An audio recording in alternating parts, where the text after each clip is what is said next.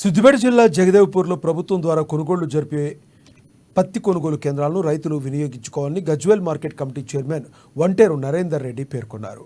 రైతులు సంపూర్ణ మద్దతు ధరను పొందాలని ఆయన తెలిపారు. జగదేవ్పూర్ మండల కేంద్రంలోని గొల్లపల్లి రోడ్లో గల శ్రీనివాస కాటన్ ఇండస్ట్రీలో సీసీఐ పత్తి కొనుగోలు కేంద్రాన్ని Gajwel market vice chairman Sardar Khan, market committee డైరెక్టర్లు, మండల కాంగ్రెస్ పార్టీ నాయకులతో కలిసి నరేందర్ రెడ్డి ప్రారంభించారు.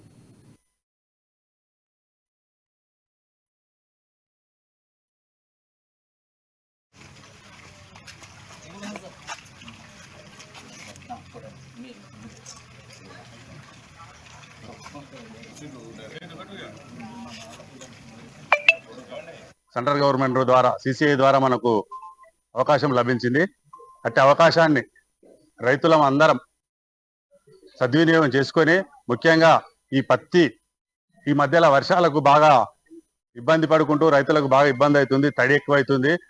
ఇందాక సార్ చెప్పినట్టు, సిసిఐ ఇన్ఛార్జి గారు చెప్పినట్టు, విడి పత్తిగా ఎక్కువ బ్యాగులలో పెట్టుకొని వచ్చి తేమ శాతం ఎక్కువ ఉండి ఈడుకొచ్చి రిజెక్ట్ అయిపోవడం, పక్కకు ఉండడము, తర్వాత రైతు బాధపడము, దాని ద్వారా కొనుగోలు అయితే లేదని ఇబ్బంది పడకుండా మొదలే జాగ్రత్త తీసుకొని తగిన మద్దతు ధర తీసుకోవాలని ఈ వేదిక ద్వారా నేను